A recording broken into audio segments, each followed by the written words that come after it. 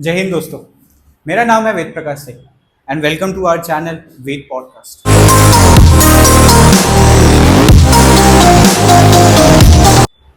आप लोगों ने क्रिकेट में ऑलराउंडर सुना होगा, लेकिन दोस्तों आज जो हमारे गेस्ट है वो व्यक्ति एक ऑलराउंडर है। Professionally he is a superintendent in GST office. Besides he is a mentor, he is a teacher. इन्होंने 1000 बच्चों को गाइड करके उनको इंस्पेक्टर, सब इंस्पेक्टर या बैंक मैनेजर जैसी बहुत सारे पोस्ट पे लगवाया है।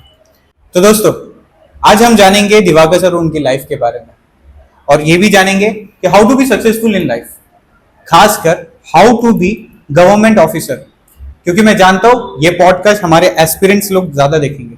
सो ये पॉडकास्ट आपके लिए। मैं एक चीज में कंफ्यूज हूं, मैं आपको बुलाऊं क्या? मतलब वेलकम दिवाकर सर, या फिर मैं बोलूं कि वेलकम सुपरिटेंडेंट दिवाकर सर, या फिर मैं बोलूं कि वेलकम मेंटर दिवाकर सर? क्या बुलाऊं सर? बड़ा अच्छा सवाल आपने पूछा है।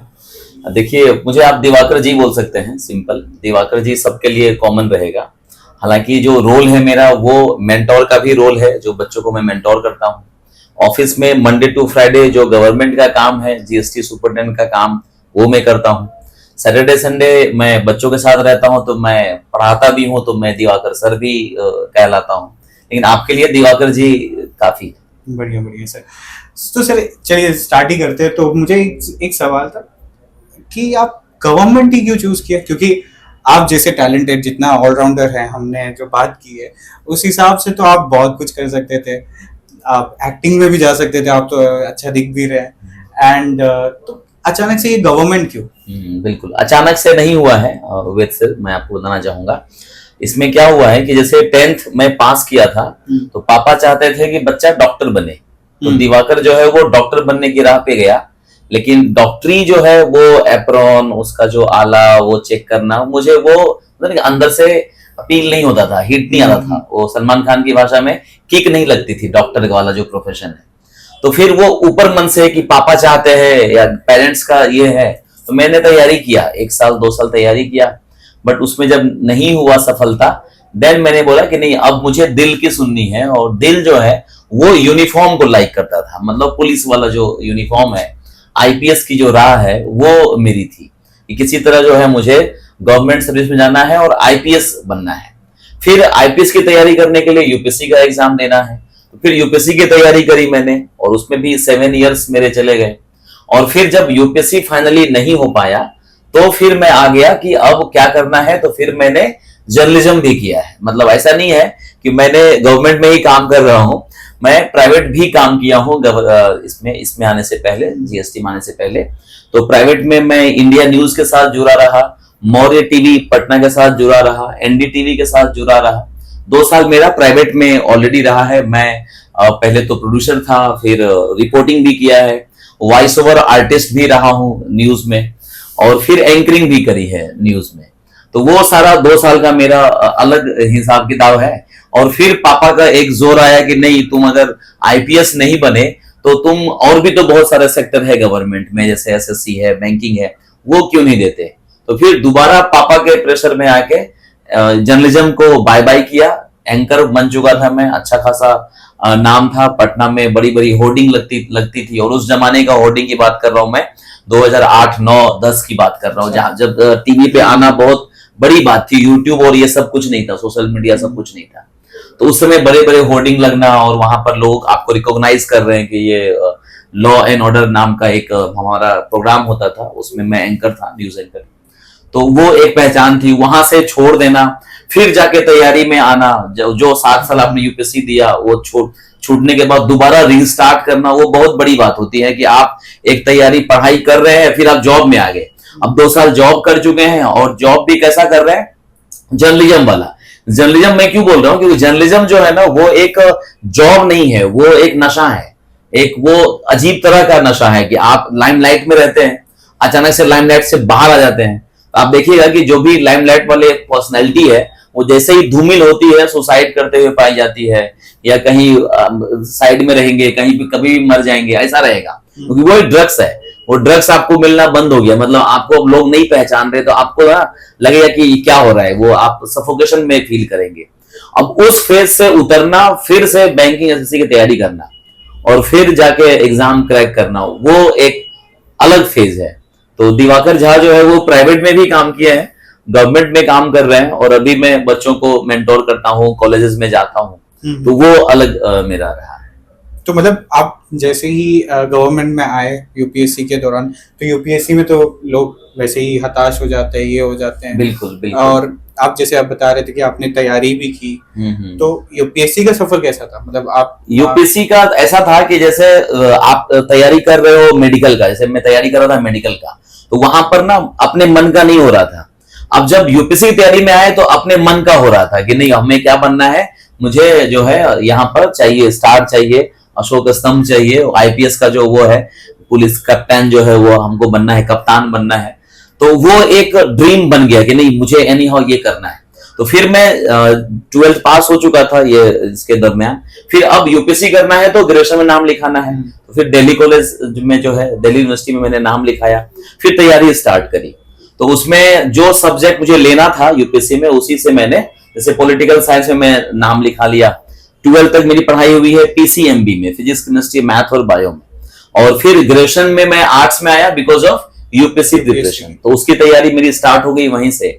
और पहला अटेम्प्ट जो है 3rd ईयर में जब मैं था, तो उस समय मैंने पहला अटेम्प्ट दे दिया, तो पहले अटेम्प्ट में तो फेल हो गया, प्रीलिम्स फेल हो गया, final year just final year का था वो हो गया।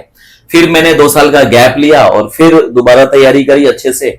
तो मेरा जो ऑप्शनल था वो पब्लिक एडमिनिस्ट्रेशन था और मैथिली लिटरेचर था, ये 2 सब्जेक्ट लेकर मैं आगे बढ़ा। और फिर सेकेंड अटेम्प्ट में जो है प्रीलिम्स हो गया, मेंस हो गया, इंटरव्यू तक पहुंचे। इंटरव्यू में 12 नंबर से जो है मेरा सिलेक्शन नहीं हो पाया। इंटरव्यू में नहीं बोलेंगे, ओवरऑल मेंस और मिला के, तो बहुत नजदीक जाके वापस आना। फिर 2 साल का गैप लिया, फिर 3rd अटेम्प्ट दिया। 3rd अटेम्प्ट में भी मैं इंटरव्यू दिया हूं और 3rd अटेम्प्ट में 18 मार्क्स से मेरा सिलेक्शन नहीं हो पाया। फिर बचा लास्ट गोली, उस समय 4 अटेम्प्ट होता था यूपीएससी के लिए, तो लास्ट गोली में मैं पूरी जी जान से, जो मेरा दूसरा ऑप्शनल था मैथिली लिटरेचर, उसकी तैयारी करी। और अनफॉर्चुनेटली प्रीलिम्स पे ध्यान नहीं दे पाए, तो 1.5 मार्क्स से प्रीलिम्स जो है मेरा क्लियर नहीं हो पाया। तो चारों अटेम्प्ट जो है मेरे खत्म हो गए। टोटल 7.5 साल जो है, 7.5 साल मेरा यूपीएससी में गया। अब आता है आपका क्वेश्चन डिप्रेशन वाला। तो यहाँ पर आप सही है कि मैं भी डिप्रेशन में जा चुका था। मेरा एक दोस्त है अमित पटेल, उस समय वो टाइम्स ऑफ इंडिया में काम करता था, और वो हैदराबाद से दिल्ली आया था, तो मिलने के लिए आया, कॉलेज फ्रेंड था, कि दिवाकर क्या हाल है, तुम तो यूपीएससी तैयारी कर रहे थे, ऐसे थे वैसे थे। लेकिन मैं बहुत ही डिप्रेस हो चुका था। तो फिर उसने बोला कि ऐसा है कि तू अच्छा बोलता है, चेहरा तुम्हारा अच्छा है, जो आपने भी बोला, तो तू ऐसा कर, आप ये करो, जर्नलिज्म की तैयारी करो। जर्नलिज्म में तुम टीवी पे आओगे, बोलोगे, एकदम मजा आएगा, और जितना नॉलेज है तुम्हारे पास 7 इयर्स का, वो तुम्हारा उधर यूज होगा। हाँ। तो उसकी बातों से मैं कन्विंस हो गया, और फिर मैंने IIMC, Indian institute of mass communication, government of India का एक बहुत बड़ा, मतलब इंडिया में सबसे नंबर 1 इंस्टीट्यूट है IIMC मास कम्युनिकेशन के लिए। उसमें सिर्फ 20 सीट्स होता है ऑल इंडिया जनरल कैटेगरी के लिए। तो वो मैंने एग्जाम दिया, उसमें 2nd रैंक आया इंडिया में, मेरा 2nd rank in IIMC entrance. तो फिर मैं चला गया मास कम्युनिकेशन करने, फिर वहां से कैंपस हुआ, फिर जर्नलिज्म में इंडिया न्यूज, फिर एनडीटीवी, और ये सब किया 2 साल। ऐसे करके आगे बढ़ते गए। डिप्रेशन में तो मैं जा ही चुका था, लेकिन अब वहां से कैसे निकले, तो वो उसके लिए मेरा एक दोस्त है, लेकिन वो जो मदद भी कर दिया, मदद किया कि नहीं तू ये कर, तो यहाँ पर तेरा यूज होगा तेरे नॉलेज का। तो फिर मैं जर्नलिज्म में घुस गया। एंड फाइनली उसके बाद अब हाँ, वहां से जर्नलिज्म में क्या हुआ, जर्नलिज्म में जो दूर से जो दिखता है वो अंदर होता नहीं है ना। तो जर्नलिज्म आपको बाहर से एकदम चकाचक, एकदम मस्त, तो सब कुछ एकदम मस्त लगेगा। जैसे मुझे था कि मैं गवर्नमेंट सर्विस में नहीं गया हूं, तो मैं जो उधर करना चाहता था, चलो जर्नलिज्म के थ्रू करेंगे, ऐसा एक दिमाग, हाँ समाज में चेंजेस लाएंगे, ये करेंगे वो करेंगे। बट वहां पर जब गए तो पता चला कि वहां पर एवरीथिंग इज स्क्रिप्टेड, सब कुछ पहले से फिक्स होता है। कोई इंटरव्यू भी आप दे रहे हैं, ले रहे हैं, तो बस आपका आंसर तक फिक्स रहता है कि आपको इतना ही बोलना है, इतना ही लेना है, इनसे ये क्वेश्चन नहीं पूछना है। ये सब कहानी स्टार्ट हो गई। एक तरह से हम नोटंकी कर रहे थे, एंकरिंग भी कर रहे थे, नोटंकी ही कर रहे थे। पूरा क्वेश्चन जो है पहले से दिया हुआ है उनको, और जिनका इंटरव्यू ले रहे हैं पहले बोल दिया उन्होंने कि ये नहीं पूछना है, इस पर क्रॉस क्वेश्चन नहीं करना है। ये सब देख के थोड़ा सा मन मेरा जो है बोलते ना कि जर्नलिज्म से खट्टा होना स्टार्ट हो गया कि नहीं, इसमें जो करने आए थे वो नहीं कर पा रहे हैं। तो फिर उसको भी ये था, लेकिन फिर पापा का प्रेशर आया कि नहीं तू छोड़ इसको और सरकारी नौकरी की तैयारी कर गवर्नमेंट। तो फिर मैं तैयारी एसएससी और बैंकिंग की करी। तो फाइनली आप सर जो जिस जीएसटी ऑफिस में जो आप आए हैं जी। वो कौन से बैच से हैं? ये 2011 एसएससी का एसएससी का जो ऑब्जेक्टिव वाला एग्जाम होता है वो स्टार्ट हुआ है 2010 में, जो पहला बैच था, और 2011 सेकेंड बैच था। तो मैं 2011 बैच एसएससी सीजीएल से मैंने जॉब ली है, और उसी साल मेरा आईबीपीएस पीओ 2011 और एलआईसी डबलईओ का एग्जाम, तीनों एग्जाम मैंने क्रैक किया उसी समय। जो आजकल के लोग मर रहे हैं एक जॉब लेने के लिए, इन्होंने तीनों क्रैक करके रखा है। और सर अच्छा, जैसे ही आपने गवर्नमेंट में आए, फिर उसके बाद अपने वर्क नेचर जाना होगा गवर्नमेंट का, जो प्रोज एंड कॉन्स आपने अपने हिस्ट्री में लेके आए थे, तो आपने इसे कैसे यूज किया as a government officer? Government officer में, और खासकर जो हमारा डिपार्टमेंट है, जब मैं ज्वाइन किया था उस समय ये सेंट्रल एक्साइज डिपार्टमेंट था। 2012 में जब मैं मुंबई ज्वाइन करने के लिए आया दिल्ली से, तो सेंट्रल एक्साइज था। सेंट्रल एक्साइज में 2 विंग था, एक था सेंट्रल एक्साइज, दूसरा था सर्विस टैक्स। तो मुझे जो पोस्टिंग मिली थी वो सर्विस टैक्स में मिली थी। तो 2012 से 2017 तक मैं सर्विस टैक्स में काम किया।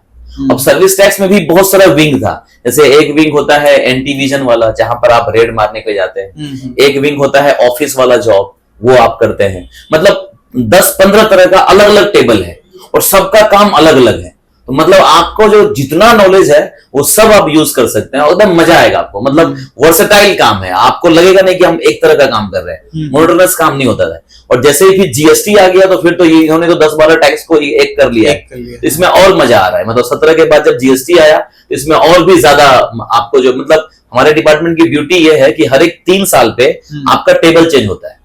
Okay, मतलब आपका सेक्शन चेंज हो गया, तो सेक्शन चेंज हुआ तो नया काम तो नया चीज, नया चैलेंजेस। तो आपको हमेशा कुछ ना कुछ सीखने को मिलेगा, जो नॉलेज है वो आप उसको यूज कर सकते हैं। जो भी नए बच्चे हैं उनको मैं बोलूंगा, आपने अगर इंजीनियरिंग किया हुआ है या आपने कोई अलग तरह का भी कोई कोर्स किया है, तो उसका भी यूज आप जीएसटी डिपार्टमेंट में आके कर सकते हैं। जो अभी नए बच्चे आ रहे हैं इंजीनियर लोग, वो लोग फटाफट डेटा के साथ खेलते हैं। जैसे हमारे जो कैमरामैन है वो डेवलपर है, तो अभी हमारे पास जो है ऐसे बच्चे आए जो आईआईटी से बीटेक किया, फिर डेवलपर का जॉब कर रहे थे, 22-23 लाख का पैकेज था, वो छोड़ के जीएसटी ज्वाइन किए। तो यहाँ पर भी उनका यूज है, जो टेक्नोलॉजी आ रही है। और गवर्नमेंट जो हमारा जो इवन जीएसटी डिपार्टमेंट है अभी पूरी तरह से ऑनलाइन हो गया है। मतलब जो पेपर वर्क वगैरह था वो सब एकदम लगभग खत्म हो गया है। तो जैसे टेक्नोलॉजी आई तो नए नए बच्चों को बहुत मजा आएगा इसमें काम करने में। अब जैसे टेक्नोलॉजी की बात की तो सर एक चीज बताइए, पहले आप एंकर से गवर्नमेंट ऑफिसर, फिर ये वाला रूट कैसे आया मेंटरशिप का? ये वाला, और वो भी आप ऐसे मेंटरशिप करते हैं, मतलब आप being a practical professionally you are a GST superintendent, ठीक है, एंड देन सडनली आपका एक यूट्यूब चैनल आता है और आप फ्री में सबको गाइड कर रहे हैं, और मैं मान लूं तो 1000 से ज्यादा बच्चे होंगे जो आपके अंडर गाइडेंस से इंस्पेक्टर बने हैं, सब इंस्पेक्टर बने हैं, या बैंक मैनेजर पीओ जो भी होता है वो सब बने। तो सर ये चेंज कैसे हुआ ऐसा वेद सी कि जब मैं कॉलेज में था ना, जब मैंने बोला था यूपीएससी की तैयारी स्टार्ट की है, तो उस समय ना पढ़ाई एक तो था, पढ़ रहे हैं। अब यूपीएससी की तैयारी में 6 से लेके 12 तक का आपको एनसीईआरटी पढ़ना होता है, ठीक है। तो उस समय मुझे किसी ने सजेस्ट किया था कि तुम पॉकेट मनी के लिए 9th-10th के बच्चे को पढ़ाना स्टार्ट करो। तो मैंने 9th-10th के बच्चे को, जब मैं फर्स्ट ईयर में था ग्रेजुएशन में, सेकेंड ईयर में था, 2 साल 9th-10th के बच्चे को ट्यूशन पढ़ाया था। तो वो जो पढ़ाने का जो वो है ना, वो बीजारोपण हो गया था उसी समय। लेकिन जब इधर आए, जॉब में आए, तो जॉब में क्या था, सैटरडे संडे जो है छुट्टी होता है हमारे डिपार्टमेंट में। तो सैटरडे संडे आपके पास कोई काम नहीं रहता है। अगर फैमिली में है तो ठीक है, अदरवाइज कुछ और काम करना चाहते हैं तो आप कर सकते हैं। तो वो जो सैटरडे संडे मेरा वेस्ट हो रहा था, तो उसको यूज करने का मौका मिला मुझे जब कोरोना आया। कोरोना मतलब 2020 में कोरोना आया, लॉकडाउन लग गया चारों तरफ, आप घर में पैक हो गए। और उस समय क्या था, मेरी वाइफ और बच्चे सब बिहार में चले गए थे और मैं इधर था अकेला, और उसी समय लॉकडाउन लग गया था। तो फैमिली मेरी नहीं थी, घर में अकेला था मैं, ऑफिस में जा नहीं रहा हूं। अब करें तो करें क्या, टाइम पास कैसे करें? तो टाइम पास करने के लिए मैंने एक वीडियो बनाई मेरी स्टोरी जो आज आप कवर कर रहे हैं, इसी पर मेरा पहला वीडियो बनाया था यूट्यूब पे कि दिवाकर झा की कहानी ऐसे करके। तो वो वीडियो बहुत ही जबरदस्त रिस्पॉन्स मिला। 4-5 दिन में मुझे 55,000 व्यू जो है उस वीडियो में आ गया। तो फिर लोगों का जो है वो स्टार्ट हो गया। 55,000। हाँ तो 55,000 जब 4-5 दिन में आ गया, तो जो मेरे यूट्यूब में मेंटोर थे उनको जब मैंने बताया कि ऐसे ऐसे, बोला अरे भैया आप तो एकदम छा जाएंगे, आप स्टार्ट करिए, आप टॉपिक पकड़िए, देखिए कमेंट में लोग क्या लिख रहे हैं। तो जैसे जैसे कमेंट में लोगों ने लिखना स्टार्ट किया कि इस पर वीडियो चाहिए, वो वीडियो तैयार, इस पर वीडियो चाहिए तो वो टॉपिक पे वीडियो तैयार। ऐसे करके मैं अपने सब्सक्राइबर के का जो है मतलब इस तरह से सर्व करने लगा। फिर धीरे धीरे बच्चे जुड़ने लगे कि एसएससी वाले बच्चे मेनली, क्योंकि मैं एसएससी का एग्जाम क्लियर किया हूं।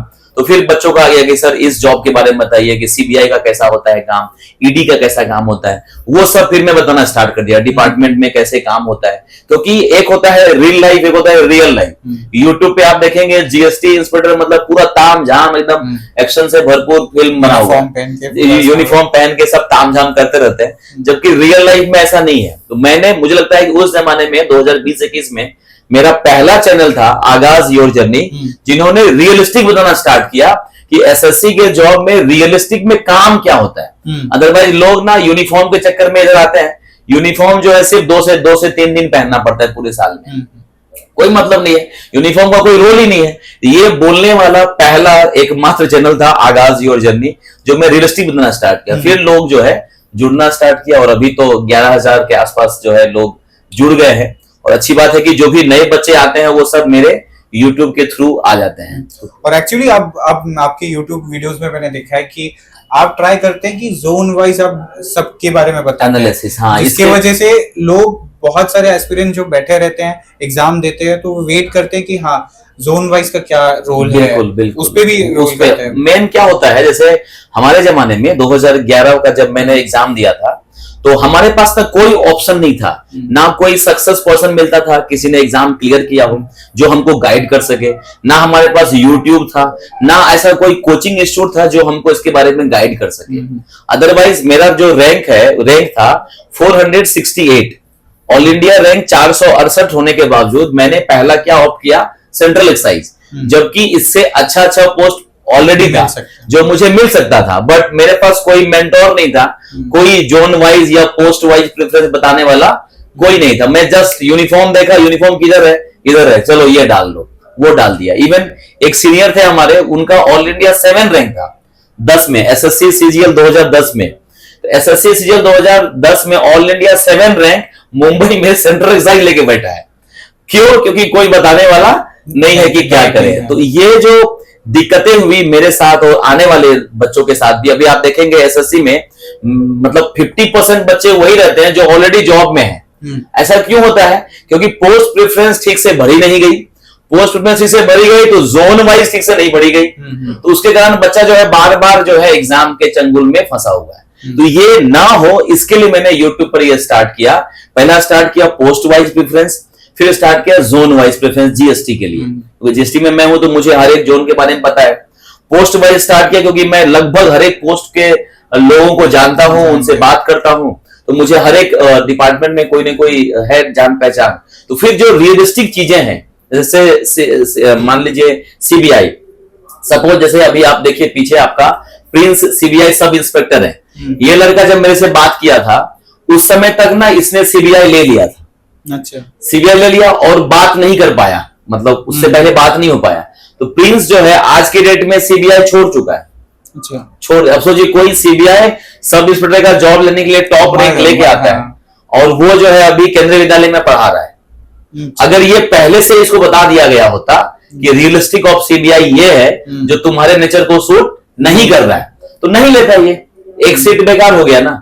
तो ये जो हो रही है इसको खत्म करने के लिए मैंने आगाज योर जर्नी चैनल स्टार्ट किया कि बच्चों को एक राइट प्लेटफॉर्म मिले जहां से वो पोस्ट ढंग से सिलेक्ट करे, हमारा जो नेचर है, हमारी जो काबिलियत है उसके अकॉर्डिंग कौन सा जॉब मुझे लेना चाहिए, और फिर जब जॉब मिल जाए तो उस जॉब में कौन सा जोन हमें लेना चाहिए, घर के पास रहना चाहिए, दूर रहना चाहिए, आगे पढ़ाई करना है तो कौन सा पोस्ट लेना चाहिए, यूपीएससी देना है या माँ बाप की सेवा कर रही है।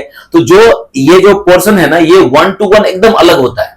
ये कॉमनली आप नहीं बोल सकते कि मेरे लिए ये पोस्ट है, मेरे लिए ये जोन है, सबका अलग अलग होगा। इसके लिए मैंने पोस्ट प्रेफरेंस और जोन वाइज एनालिसिस स्टार्ट किया, जिसमें मेरे ख्याल से पूरा इंडिया से जो है लोग जो है कॉल करते हैं। बहुत सारे मतलब मैंने देखा है इनके YouTube वीडियोस पे, मतलब एसएससी के जब रिजल्ट आ जाती है तो उस टाइम बहुत सारे बच्चे इन्हें ट्राई करते हैं, रीच आउट करते हैं कि सर हमारे ये डाउट्स है, वो डाउट्स है। तो बहुत बेहतरीन काम कर रहे हैं सर। तो अगर एसएससी की जैसे बात करें तो आपने जब एसएससी निकाला था और आज के टाइम में जो एसएससी बच्चे निकाल रहे हैं, क्या बहुत ज्यादा अंतर हो चुका है या फिर एसएससी मतलब ज्यादा ही चेंज हो गया है? क्या चेंजेस? क्योंकि बहुत सारे चेंजेस में एक मान ले जैसे एसएससी मेरे ख्याल में 2020 तक अलग चल रहा था, 2016 में ऑनलाइन आया, पहले तो ऑफलाइन पेपर, आपके ख्याल में तो ऑफलाइन पेपर, हम लोग ऑफलाइन वाले। 16 में ऑनलाइन आया, फिर 22 में चेंजेस हो गए। सिलेबस तो आज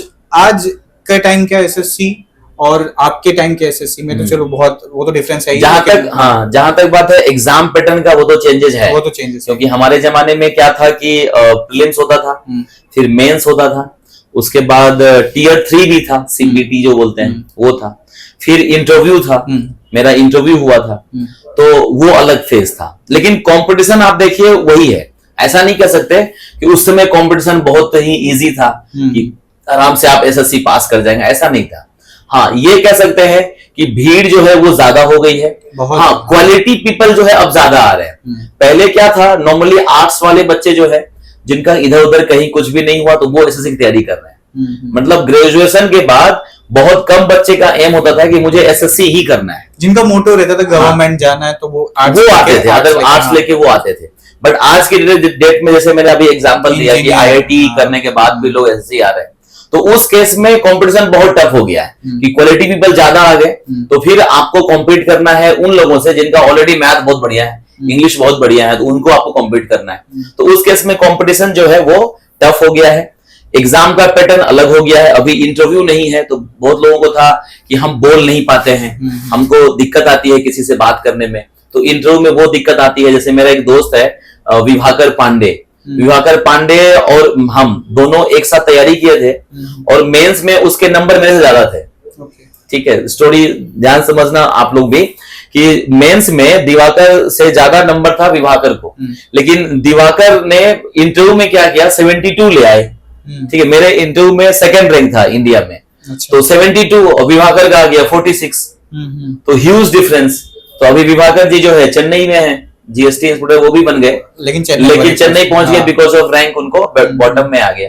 तो ये एक इशू होता है। तो इंटरव्यू अभी खत्म हो गया है, तो अभी आपके पास सिर्फ 2 ही है, टियर 1 और टियर 2। हमारे जमाने में टियर 1 का नंबर ऐड होता था, अभी टियर 1 क्वालिफाइंग है, वो भी एक बहुत बड़ा डिफरेंस है। तो अभी आपके पास सिर्फ और सिर्फ टियर 2 का एग्जाम है, 390 नंबर का एग्जाम है, लेकिन एग्जाम देने वाले जो है सिर्फ आर्ट्स वाले नहीं है, अभी आर्ट्स वाले बहुत कम है। आपके पास इंजीनियर की लाइन लगी हुई है, एमबीए वालों की लाइन लगी हुई है, जिनका कुछ भी नहीं हुआ है वो भी इधर आ रहे हैं। तो कंपटीशन उस हिसाब से, इसलिए कट ऑफ जो है बहुत ज्यादा बढ़ते जा रहा है। तो सर आपके तरफ से जैसे एक एक्सपर्टी का एक एडवाइस चाहिए था, या मैं एक्सपर्टी का क्या बोल सकते हैं कि क्या आप सोचते हैं इस बारे में कि जो एसएससी के आजकल पेपर्स दे रहे लोग, तो आप प्री तो चलिए ठीक है, प्री तो सब लोग ही दे रहे हैं, भीड़ आप अगर नोटिस करेंगे कि 24 में जो एसएससी के पेपर्स मतलब वैकेंसी जितनी थी, हाँ, और जो फॉर्म फिल किया जाता है वो कम से कम 24-25 लाख, एनटीपीसी का आप देखोगे तो करोड़ तक पहुंच जाता है कभी कभार। तो आप अगर चेक करेंगे कि मेंस जब देने आते हैं लोग, बच्चे जो मेंस देने आते हैं, उसमें से 60 to 70% तो ऑलरेडी रिक्रूट हुए रहते हैं, पुराने वाले। ठीक है, तो आपको ऐसा नहीं लगता कि एसएससी में कुछ बदलाव आने चाहिए, या फिर लोग बहुत रिक्रूटी वाले जो ऑलरेडी रिक्रूट है वो वापस आ रहे पेपर देने और रिक्रूट हो जा रहे वापस? बिल्कुल बिल्कुल, और नए बच्चों को मौका नहीं मिल रहा। नहीं, इसके लिए बहुत सारे यूट्यूब पे जो टीचर हैं उन लोगों ने मुहिम चलाया है, मैं भी उस मुहिम का हिस्सा हूँ, कि जहां पर उन लोगों का डिमांड है कि एसएससी को वेटिंग लिस्ट जारी करना चाहिए और पोस्ट प्रेफरेंस के बाद वो एक लेना चाहिए कि भाई तुम आओगे ज्वाइन करोगे, कि तो ये होना चाहिए कि पोस्ट प्रेफरेंस में तुम 3-4 ही पोस्ट करो, या जिस पोस्ट पे आप हो वो मत डालो, ऐसा एक क्लॉज डालना चाहिए। जैसे मैं जीएसटी इंस्पेक्टर हूँ, दोबारा भी जीएसटी इंस्पेक्टर डाल रहा हूँ, क्यों डाल रहा हूँ, तो वो हटाना चाहिए कि नहीं भाई जो तुमको मिल गया है वो और उससे नीचे वाला पोस्ट मत डालो। इंप्रूवमेंट के लिए ऊपर के लिए पोस्ट डालो। और दूसरा वेटिंग लिस्ट, अगर किसी ने क्विट किया है, किसी ने जॉब नहीं लिया है, तो फिर जो बाद वाला है उसको अप कर दो। उससे क्या होगा, कोई लड़का जैसे 100 नंबर ला रहा है, अभी एक बच्ची मिली थी 120 आ रहा है उसका, कट ऑफ गया है 130, और अगर 130 वाला ज्वाइन नहीं कर रहा है तो कट ऑफ 120 पे ले आओ ना। तो ये जो 120 वाली लड़की है जो 130 नहीं कर सकती है, मान लीजिए उसके पास कैपेबिलिटी नहीं है 130 वाली, उसको जॉब तो मिल जाएगी कम से कम। वो जो रिपीटेशन हो रहा है ये तो कम होना चाहिए, क्योंकि तो बहुत सारी वैकेंसीज खाली चली जाती है, खाली रह जाती है और फिर दोबारा वो इंक्लूड हो के आती है, या किसी ने ज्वाइन नहीं किया तो वो अलग। तो इसलिए अगर वेटिंग लिस्ट आ जाता है तो इसमें बहुत अच्छे से जो है इसको हम ये कर सकते हैं। दिक्कत ये हो जाता है ना सर कि अगर ऐसे एसएससी ना करे तो लोग एसएससी पे भरोसा कैसे करेंगे। मेन तो ये, क्योंकि एस्पिरेंट की जिंदगी एक मात्र 10 साल की होती है। तो जब तक मुंबई जैसे शहर में अगर आपको 21 में पता चल गया कि एसएससी एग्जाम होता है तो ठीक है, ठीक, हाँ, आप तो मुंबई में हैं तो आपको पता भी है कि मुंबई में आप बच्चों को जब गाइड कर रहे हैं तो लोगों को पहले ये बताना होता है कि एसएससी मतलब 10th स्टैंडर्ड नहीं, एसएससी एक गवर्नमेंट का स्टाफ सिलेक्शन कमीशन है, फिर आपको ये पेपर्स होते हैं, एग्जाम्स होते हैं, मतलब ये बताना पड़ता है। और उसके बाद फिर आगे चलता है कि भरोसा आप एसएससी पे कीजिए, एसएससी आपको रिक्रूट करेगा, आप कैपेबिलिटीज पे हैं। और फिर पता चलता है कि आधे बच्चे तो पुराने आते हैं, बाद में मालूम पड़ता है कि एसएससी की मेंस देने के बाद पता चलता है कि खेल तो उसके बाद है, उसके बाद मेन प्रेफरेंस नहीं भरे। और आप जैसे सर हैं जो गाइडेंस दे रहे तो ठीक है, अगर ये गाइडेंस ना मिले तो फिर बच्चा हमेशा ऐसे गलती करते रहे, कुछ भी भर रहा है, बार-बार दे रहा है। 4-5 साल, अभी मैं देख रहा हूँ एक बच्चा 4-4 साल से एसएससी दे रहा है, 5-5 साल से एसएससी दे रहा है और ऑलरेडी जॉब में है। हाँ, 4 साल पहले ही लग चुका है, लेकिन वो तो सीट खा रहा है ना, वो 120 वाले का सीट खा रहा है, 130 वाले का सीट खा रहा है। मैं तो चाहूंगा सर कि आप एक मैसेज हमारे माध्यम से भेज दीजिए कि जो भी एस्पिरेंट है, मैं एक गुजारिश करूंगा कि जो भी एस्पिरेंट है वो जब प्रेफरेंस फॉर्म भरते हैं, मानता हूं कि बहुत लोग ट्राई करते हैं कि सर कि वो होम पोस्टिंग ले ले, लेकिन ट्राई करें कि वो पोस्ट ना भरे जो आपको इंटरेस्ट नहीं है, रिजल्ट लगाने के चक्कर में ना पड़े। नहीं तो ऐसे बहुत सारे ऐसा हो जाता है। बिल्कुल बिल्कुल दोस्तों, मैं इस चैनल के माध्यम से उन सभी एस्पिरेंट से दरखास्त करता हूं जो लोग इस वीडियो को देख रहे हैं, अगर आपको एक जॉब लग चुकी है, एक जॉब ऑलरेडी लग चुकी है, तो आप प्लीज पोस्ट प्रेफरेंस में वो जॉब ना डालें, है ना। पहला चीज, अगर डालते हैं तो ये सोच के डालिएगा कि हाँ हमको ये एरिया मिलेगा, यहाँ होम स्टेट मिलेगा तो मैं जाके ज्वाइन कर लूंगा। ऐसा मत करिए कि मैंने इस साल भी निकाला, मैंने एसएससी सीजीएल 24 भी निकाला, 25 भी निकाला, 26 भी निकाला, उससे क्या फायदा है। ज्वाइनिंग तो एक ही जगह होगी, जॉब आपकी एक ही जगह होगी, लेकिन आपके 3 बार पास होने से 3 बच्चे का, और गवर्नमेंट जॉब में क्या होता है, कोई एक बच्चा पास नहीं करता है, पूरा फैमिली पास करता है, पूरा फैमिली का ये है। तो इसलिए आप समझिए 3 लाइफ जो है, 3 फैमिली का लाइफ जो है आप डिस्ट्रॉय कर रहे हैं, बर्बाद कर रहे हैं।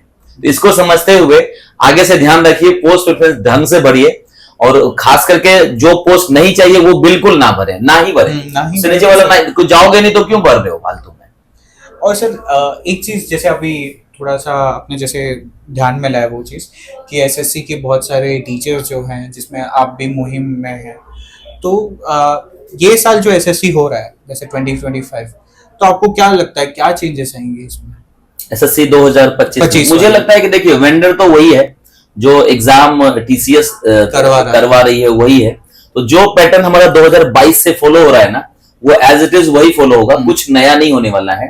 तो स्टूडेंट को जो प्रीवियस ईयर है, 2022 में 36 एग्जाम हुआ था, 2023 में 36 में हुआ था, फिर 24 में हुआ है, तो ये 3 साल का जो है अच्छे से तैयारी कर ले बच्चा प्रीलिम्स वाला, क्योंकि प्रीलिम्स अभी आने वाला है। अभी मेंस को आप भूल जाइए 1 महीने के लिए, प्रीलिम्स पे फोकस करिए, क्योंकि प्रीलिम्स बहुत ही गेम चेंजर हो गया है। कभी कट ऑफ जा रहा है 110, कभी कट ऑफ जा रहा है 154, है ना। तो प्रीलिम्स पे फोकस करना, अभी 30 दिन है, और ये 30 दिन क्या करना है, ये 2022, 23, 24, ये जो 3 साल का जितना भी सेट है प्रीवियस ईयर का, वो आप 2-3 बार लगा दीजिए।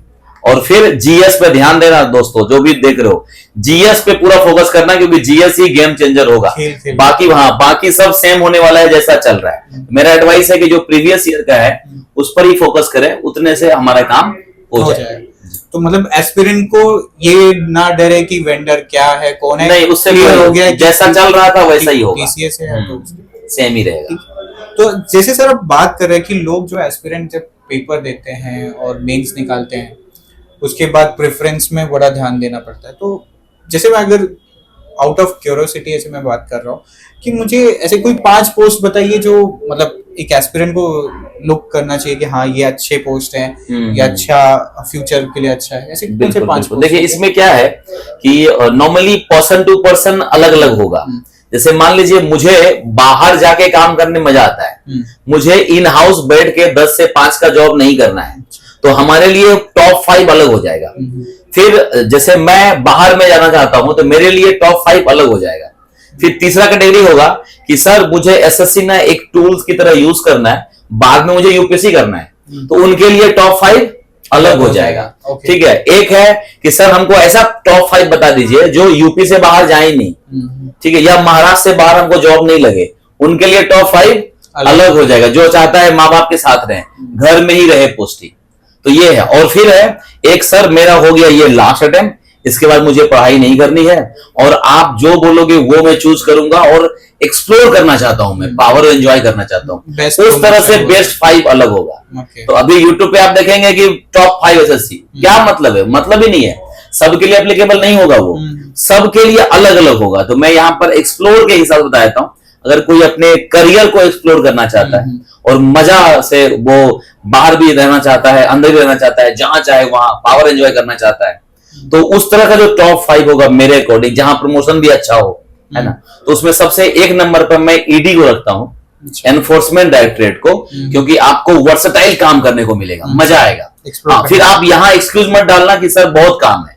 बहुत काम तो है ईडी में, बहुत का। ईडी का मैंने 2 इंटरव्यू लिया है, दोनों ऑफिसर कभी भी एक बार में मेरा फोन नहीं उठाते हैं, अभी भी वो मैसेज करते हैं, सर हाँ कब इस समय बात करेंगे, बहुत बिजी रहते हैं। तो ईडी में जाएंगे आप तो आपको एक चीज रहेगा कि टाइम मत सोचना, लेकिन अगर मजा लेना है, आपको लगेगा कि हाँ हमें इन्वेस्टिगेशन करना है, ईडी को मैं क्यों एक नंबर पर रखता हूं, क्योंकि ईडी में क्या है कि सीबीआई ने मान लीजिए इन्वेस्टिगेशन चालू किया, स्टेट पुलिस इन्वॉल्व है, जैसे ही उसमें 15 करोड़ दिखा ईडी घुस गया। इन्वेस्टिगेशन चल रहा था सीबीआई का, इन्वेस्टिगेशन चल रहा था स्टेट पुलिस का, ठीक है, और वहां पर अब ईडी का इन्वेस्टिगेशन, ईडी का एंगल आ जाता है। तो ईडी जो है आजकल हर एक केस में घुस जा रहा है, तो आपको ना इस तरह से आपको मजा आएगा काम करने में, अगर नेचर आपका ये अलाउ करता है इन्वेस्टिगेशन वाला पॉइंट। एक तो ये, दूसरा ईडी में क्या है 6 साल के अंदर आप 5400 मिल जाता है, 5400, मतलब क्लास 1 लेवल 10, हाँ नहीं 5400 लेवल 8, बट 5400 ग्रेड पे 5400, 54,900, हाँ 54,900। हाँ। तो उसमें क्या है, देखिए आपको 2 प्रमोशन 6 साल में मिल जा रहा है, जो और किसी भी एसएससी के पोस्ट में नहीं मिलेगा। 6 साल में 2 प्रमोशन, हाँ मतलब 46 में ईडी है, 46, 48, फिर 54, 9 लेवल। तो हाँ, तो आपको डायरेक्ट 6 साल में वहां पहुंच जाएंगे, जबकि मुझे अभी 13 साल हो चुका है, एक ही प्रमोशन मिला है मेरे डिपार्टमेंट में। तो प्रमोशन वाइज भी ईडी बहुत बढ़िया है, काम करने में आपको मजा आएगा, एक्सप्लोर करेंगे आप लाइफ को, एंजॉय करेंगे पावर को, जहां भी जाएंगे आपको पावरफुल मिलेगा। तो ईडी में एक नंबर रखता हूं उस पॉइंट ऑफ व्यू से। दूसरे नंबर पे मैं सीबीआई को रखता हूं, वही सेम चीज सीबीआई के लिए। तीसरे नंबर पे फिर मैं रखता हूं कस्टम को। कस्टम में जो प्रिवेंटिव ऑफिसर है या एग्जामिनर है, दोनों को मैं 3 नंबर पर रखता हूं। दोनों का नेचर ऑफ वर्क जो है वो सेम है। जो मैंने 2-3 इंटरव्यू लिया है मेरे चैनल पे, आगाज योर जर्नी पे आप जाएंगे तो वहां सुजीत तिवारी करके एक सर है जिनका 2 वीडियो है, वो लगभग 1 लाख व्यू हो चुका है उसमें, और मैक्सिमम बच्चे उसको देखे हैं जो भी एग्जामिनर या कस्टम में जाना चाहते हैं। तो जो वर्क नेचर है एग्जामिनर का, प्रिवेंटिव का, वो एकदम वर्सटाइल है। वहां पर भी, वहां पर एक और क्या खासियत है, 6 महीने में टेबल चेंज होता है, तो मोनोटोनस आपको लगेगा ही नहीं काम करने में, मजा आएगा आपको, हर एक नया नया काम, नया नया चैलेंजेस। उसको मैं रखूंगा 3 नंबर पे। चौथे नंबर पे मैं इनकम टैक्स डिपार्टमेंट को रखूंगा, इनकम टैक्स इंस्पेक्टर को, और 5वें पे फिर मैं अपना जीएसटी को रखना आप अपने वाले को 5 वो कहते हैं ना कि अपना खेत जो है वो ग्रीन नहीं दिखता है लोगों को, क्योंकि देख लिया रहता है ना। नहीं सही है सर। तो सर सेकंड एक क्वेश्चन है, बहुत ज्यादा इश्यूज है, जैसे आप तो खुद देख भी रहे हैं, बीइंग अ मेंटर आप देख भी रहे हैं, कैसे मुंबई में एक कल्चर बने गवर्नमेंट का। नहीं, तो ये मैं आपको बताता हूँ, ये मेरे साथ क्या हुआ था ये कहानी है, ये मतलब स्टोरी है जो मैं बताना चाह रहा हूँ, ये 2015 की स्टोरी है। मेरी जो पोस्टिंग है वो प्रभा देवी में थी। वहां पर एसएससी का नया बैच आया और उस नए बैच में, नए इंस्पेक्टर में 13 इंस्पेक्टर ज्वाइन किए थे और 13 के 13 सब नॉर्थ इंडियन थे। ठीक है। अब वहीं पर एक सुपरिटेंडेंट बैठी थी जो महाराष्ट्रियन थी। उन्होंने एक लाइन बोला कि यहाँ पर ना सब ये नॉर्थ वाले आ जाते हैं और ये लोग जो है पूरा सीट कब्जा कर लेते हैं। मैंने बोला कि मैडम आपको पता है कैसे आते हैं?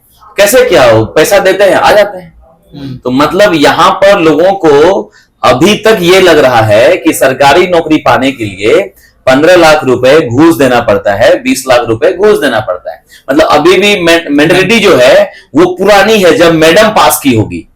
समझ में आ रहा है? उस समय वजह तो उनको अभी तक ये नहीं पता है कि यहाँ पर वैसा सेटिंग वेटिंग नहीं है। आपको 15 घंटे पढ़ना पड़ता है। ये जो 13 बच्चे आए हैं, ये 13 बच्चे 2 साल से सोए नहीं है। ये 13 बच्चे 2 साल से एसएससी के अलावा कुछ देखे नहीं है। तो ये रियलिस्टिक पता ही नहीं है। मैं तो इन ऑफिस बता रहा हूँ, मेरे ऑफिस की ये कहानी है।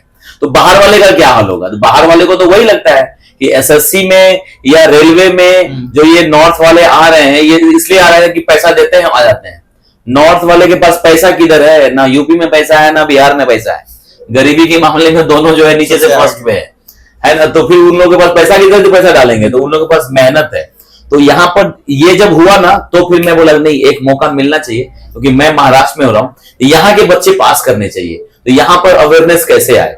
तो उस सिलसिले में मैं यहाँ पर जितने भी क्लासेस हैं, हर एक क्लासेस से जुड़ा हूँ। हर एक क्लासेस में जाके मैं सेमिनार लेता हूँ, बच्चों को गाइड करता हूँ। और जो कॉलेजेस है वहां पर भी सेमिनार लेता हूँ। वहां पर भी रियलिस्टिक बताता हूँ कि गवर्नमेंट सेक्टर में जो अपॉर्चुनिटीज है, जो बिना पैसे दिए है, आप तैयारी करोगे हो जाएगा। ऐसा नहीं होता है कि नॉर्थ वाले ना उसको अलग से भगवान ने ब्रेन दिया है, मुंबई वाले या वेस्ट वाले को कम दिमाग है। ऐसा कुछ नहीं है, दिमाग वही है। इनको गाइडेंस नहीं मिला है, उनको गाइडेंस मिला हुआ, बस इसी का डिफरेंस है। तो वो गाइडेंस देने के लिए मैं, जब मेरी पोस्टिंग मुंबई में हुई तो फिर जो मैंने आगाज किया इस चीज को, तो हर एक साल मेरे मेंटरशिप में मुझे जो सफलता मिल रही है, हर एक साल 15-20 बच्चे जो है मेरे मेंटरशिप में मुंबई वाले जो है एसएससी क्लियर कर किए हुए हैं। इवन लास्ट ईयर भी 13 बच्चे जो है मेरे मेंटरशिप में पास किए हैं। तो वो मुहिम मैंने स्टार्ट कर दिया है कि यहाँ पर भी गवर्नमेंट का जो है अवेयरनेस होना चाहिए। लोगों को रियलिस्टिक बात लगना चाहिए कि पढ़ के जॉब लिया जा सकता है और वो महाराष्ट्र वाले भी ले सकते हैं। तो अभी आप देखेंगे इवन इस साल भी अभी चालू हो गया है, यहाँ से भी बच्चे जो है पास हो रहे हैं। इवन अभी मेरे चैनल पे एक अंजलि पाटिल है, उसका इंटरव्यू आप देख सकते हैं, जो कल्याण महाराष्ट्र की रहने वाली है। चैत्रा है जो यहाँ की रहने वाली है। तो बहुत सारे बच्चे हैं जिनको की हम लोग जो है हेल्प कर रहे हैं तैयारी करने में। धीरे धीरे अब ये कैसे ना कैसे अवेयरनेस बढ़ेगा। और ऐसा नहीं है कि अभी रिसेंटली आप सब न्यूज भी सुनेंगे कि थाने से एक यूपीएससी निकाला उन्होंने, वो वागले स्टेट में कहीं रहते थे। सो आप धीरे धीरे देखेंगे कि अवेयरनेस बढ़ रहा है और लोग जान रहे हैं कि कैसे इसको क्रैक किया जाता है। और थैंक्स टू यू गाइस, जो यूट्यूब से बहुत फायदा, सब कुछ क्लियर हो गया है कि यूट्यूब पे लोगों को दिख रहा है कि कैसे टीचर पढ़ा रहा है, कितने बच्चे पढ़ रहे हैं और क्या पढ़ना है। मेन तो ये होता है कि कंटेंट का इशू होता है। जैसे ही आप कंटेंट मिलने लग रहा है, अब जैसे आप मेंटरशिप के साथ में जीके जीएस जैसे आप पढ़ाते हैं, तो धीरे धीरे लोगों को ये भी पता चल रहा है कि हाँ क्या कितना पढ़ना है, कितना जरूरत है, कितना छोड़ना है। मेन तो गवर्नमेंट में यही होता है कि छोड़ना क्या है, पढ़ने के लिए तो बहुत कुछ है, क्या नहीं पढ़ना। हाँ, जैसे ये पता चल जाए कि छोड़ना क्या है तो लोग समझ जाएंगे अच्छा ठीक है, तब तो आराम से निकाला जा सकता है। बिल्कुल बिल्कुल, ये तो ठीक है, ये तो कैसे तो हो जाएगा। मुझे तो लग रहा है कि एक समय आएगा कि मुंबई से ही सबसे ज्यादा रिजल्ट आएंगे। बिल्कुल, क्योंकि यहाँ पर मतलब कहते हैं ना कि ये जो है एकदम अछूता है, अनटच है। यहाँ पर बस जैसे ही बाढ़ आ जाएगी ना नॉर्थ की तरह, फिर देखिए, क्योंकि जहां पर देखिए होता क्या है, रिजल्ट क्या होता है। अब जब मैं पढ़ा रहा था उधर, मैं पढ़ता था जब मुखर्जी नगर में, तो मेरे बैच में, एक ही बैच में 5000 बच्चे पढ़ रहे हैं एक बैच में। और यहाँ पर जब मैं पढ़ाता हूँ किसी कोचिंग में जाके, तो वहां एक बैच में 20 से 25 बच्चे होते हैं। तो कहां पर 5000 बच्चे पढ़ रहे हैं और कहां 20-22 बच्चे पढ़ रहे हैं, ऑब्वियसली रिजल्ट कम होगा ना। तो इसका रिजल्ट का ये कतई मतलब नहीं है कि नॉर्थ वाले का दिमाग तेज है और इधर वाले का, ऐसा नहीं है। यहाँ पर बच्चे कम है तो कम रिजल्ट है, वहां ज्यादा बच्चे तैयारी कर रहे हैं तो ज्यादा बच्चे पास कर रहे हैं। वो लोग ऐसे हंसी में कहते हैं ना कि नॉर्थ में ऐसे बोला जाता है ABC यूपीएससी। तो वही वाला हाल है कि उनको बचपन से ही समझा देते हैं कि आप पढ़ो, ग्रेजुएशन करो, यूपीएससी की तैयारी शुरू करो, तो वहां से आपको रिजल्ट भी मिलते हैं। वैसे ही नेचर आपको यहाँ पे मिलेगा धीरे धीरे। तो चलिए सर, हमारे हमारे यूट्यूब चैनल का एक सेगमेंट है सर, जी रैपिड फायर करके। Okay okay. तो वाइंड अप करने से चाहता हूँ कि मैं रैपिड फायर आपके साथ जी जी बिल्कुल। तो आपको कुछ 3-4 क्वेश्चन पूछूंगा। आपको देखना है कि आपके अभी तक जो हम लोग ने आकलन किया है आपकी जीवनी को लेके, तो उससे कुछ रैपिड फायर है, आप चॉइस करके बताइएगा कि आप कैसे प्रेफरेंस देंगे उसको। जी जी। सो फर्स्ट क्वेश्चन ये है sir, Diwakar sir as a mentor और एज अ टीचर और एज अ जीएसटी ऑफिसर, किसको चूज करें? As a mentor. As a mentor, okay. Next, Diwakar sir as a motivational speaker और सिंगर। Motivational speaker. मैंने सुना है कि दिवाकर सर बहुत अच्छा गाते हैं। हाँ, आप उनके चैनल पे देखेंगे बहुत सारे जगहों पे, जैसे जीएसटी ऑफिस में कुछ फंक्शन हुआ तो बहुत अच्छा गाते भी हैं। तो बिल्कुल बिल्कुल। एक और इन्फॉर्मेशन है, 2007-8 जो इंडियन आइडल हुआ था, अच्छा, उसमें मैं दिल्ली से फाइनलिस्ट था, टॉप मतलब वो ऑडिशन के इसमें, हाँ, टॉप 3 में था मैं। और लास्ट में जब एक बंदा मुंबई आया था तो उसमें एक लड़की को इधर दिया गया था मौका, तो मुझे नहीं मिला था। तो बाथरूम सिंगर होते होते यहाँ तक का अचीवमेंट भी मेरा है। इसके लिए दोस्तों मैं कह रहा था कि दिवाकर सर ऑलराउंडर है। आज वो मैं लास्ट के पॉडकास्ट में खत्म होते होते उसको मैं प्रूव कर दिया कि वो क्यों ऑलराउंडर है। ओके, तो सर जैसे नेक्स्ट क्वेश्चन है आपके लिए कि what do you think, SSC before 2022 और आफ्टर 22 कौन सा प्रेफरेंस है? आफ्टर क्यों सर? यहाँ पर एक अलग ये है ना, नया चैलेंजेस, नया ये सब सब्जेक्ट्स को चारों ये दिया जा रहा है। पहले तो सिर्फ इंग्लिश और मैथ था, तो वहां पर एक तरह का लड़का आ रहा था, अभी चारों को करना है। तो जो आर्ट्स के बच्चे बिछड़ रहे थे, नहीं आ रहे थे, वो आएंगे। इंजीनियर लोग जो है थोड़े से कम होने चाहिए, तो फिर बाकी सबों को, कॉमर्स वाले भी आए, तो बाकी लोगों को भी मौका मिले। तो ये बहुत अच्छा लगा मुझे, जो 2022 से चेंज हुआ है। ठीक है सर। सर एक क्वेश्चन है, एनपीएस और यूपीएस, ये सबका एक क्वेश्चन चल रहा है अभी फिलहाल, सभी जितने भी गवर्नमेंट एनपीएस नया वाला, मैं तो अभी तक पुराने वाले में ही हूँ, एनपीएस में हूँ, और मैंने नहीं लिया है यूपीएस नहीं लिया है। इसके लिए भी दोस्तों मेरा एक चैनल पे है, इसमें आपने पूरा पूरा, किसी को अगर जानना हो जो गवर्नमेंट एम्प्लॉय अगर ये वीडियो देख रहा है, वो वीडियो जरूर देखिएगा, क्योंकि उसमें जो एक्सपर्ट है राजकुमार जी, 12-13 साल का एक्सपीरियंस है उनको सैलरी और पेंशन से रिलेटेड। उन्होंने ये प्रूफ किया है कि एनपीएस ही क्यों किसी एक स्ट्रीम के लिए और किसी के लिए यूपीएस ही क्यों, क्योंकि उन्होंने क्राइटेरिया रखा है कि अगर आपकी सैलरी इतनी है या अगर आपका एनपीएस में इतना जमा है तो आपको ये लेना चाहिए, इतना जमा है, इतना सर्विस बाकी है, आपको ये लेना चाहिए। तो वो एक अच्छे से रोड मैप तैयार किया है। मेरे लिए उनका जो सजेशन है वो एनपीएस का है। तो मैं एनपीएस देख लेना, आप लोग खुद ही डिसाइड करना कि एनपीएस लेना है यूपीएस, लेकिन हाँ अगर दिवाकर सर से पूछेंगे तो that is NPS. Okay sir, last question है जो हमने बातों बातों में उसको दे दिया है आंसर आपने। स्टिल एक फाइनली मैं ऐसे टॉप 5 आपको पोस्ट बता रहा हूँ, आप सिर्फ नंबरिंग करके मैं जो बताऊंगा वो जी ठीक है। तो जैसे एक एमईए है, ASO, GST inspector, income tax inspector, post inspector, postal inspector जो है, एंड डिविजनल अकाउंटेंट। अच्छा, मेरे अकॉर्डिंग, हाँ, अगर मुझे मौका मिले दोबारा पोस्ट ऑफिस भरने का, तो मैं क्या भरूंगा? ये 5। ओके, तो मैं सबसे पहले एमईए भरूंगा, सबसे ऊपर, फिर इनकम टैक्स भरूंगा, और फिर जीएसटी भरूंगा, फिर पोस्टल इंस्पेक्टर, फिर डिविजनल अकाउंटेंट। ओके, सो दोस्तों ये थे दिवाकर सर, और बहुत अच्छे से हमने इनके बारे में जाना, इनकी जर्नी कहाँ से स्टार्ट हुई, एंकर से लेके, सिंगर से लेके, फिर उसके बाद गवर्नमेंट ऑफिसर, फिर बाद में आप मेंटरशिप कर रहे हैं, लोगों को गाइड कर रहे हैं। This is a beyond imagination कि कोई एक बंदा इतना कैसे कर सकता है, लेकिन still we have such asset to Mumbai and all the YouTubers कि हमें ऐसे मेंटर मिले हैं जो गाइड कर रहे हैं हमें ये सब के लिए।